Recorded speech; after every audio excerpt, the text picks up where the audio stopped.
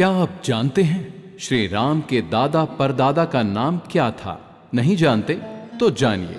ब्रह्मा जी से मरीचि हुए, मरीचि के पुत्र कश्यप हुए, कश्यप के पुत्र विवस्वान थे, विवस्वान के वैवस्वत मनु हुए, वैवस्वत मनु के समय जल प्रलय हुआ था। वैवस्वत मनु के 10 पुत्रों में से एक का नाम इक्ष्वाकु था। इक्ष्वाकु ने अयोध्या को अपनी राजधानी बनाया और इस प्रकार इक्ष्वाकु कुल की स्थापना की। इक्ष्वाकु के पुत्र कुची हुए, कुची के पुत्र का नाम विकुची था, विकुची के पुत्र बाण हुए, बाण के पुत्र अनरण्य हुए, अनरण्य से पृथु हुए, पृथु से त्रिशंकु का जन्म हुआ, त्रिशंकु के पुत्र धुंधुमार हुए, धुंधुमार के पुत्र का नाम युवनाश्व था, युवनाश्व के पुत्र मानधाता हुए, मानधाता से सुसंधि का जन्म हुआ, सुसंधि के 2 पुत्र हुए, ध्रुव संधि एवं प्रसेनजित। ध्रुव संधि के पुत्र भरत हुए, भरत के पुत्र असित हुए,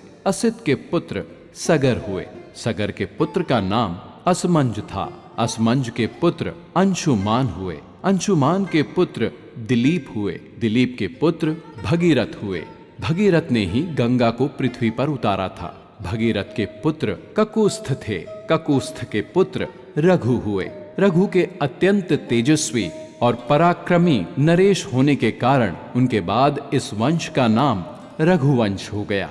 तब से श्री राम के कुल को रघुकुल भी कहा जाता है। रघु के पुत्र प्रवृद्ध हुए, प्रवृद्ध के पुत्र शंखण थे, शंखण के पुत्र सुदर्शन हुए, सुदर्शन के पुत्र का नाम अग्निवर्ण था, अग्निवर्ण के पुत्र शीघ्रग हुए, शीघ्रग के पुत्र मरु हुए, मरु के पुत्र प्रशुश्रुक थे, प्रशुश्रुक के पुत्र अम्बरीश हुए, अम्बरीश के पुत्र का नाम नहुष था, नहुष के पुत्र ययाति हुए, ययाति के पुत्र का नाम नाभाग था, नाभाग के पुत्र का नाम अज था, अज के पुत्र दशरथ हुए, दशरथ के 4 पुत्र राम, भरत, लक्ष्मण तथा शत्रुघ्न हुए। इस प्रकार ब्रह्मा की 39वीं पीढ़ी में श्री राम का जन्म हुआ। शेयर करें ताकि हर हिंदू इस जानकारी को जाने। ये जानकारी महीनों के परिश्रम के बाद आपके सम्मुख प्रस्तुत है। जय श्री राम।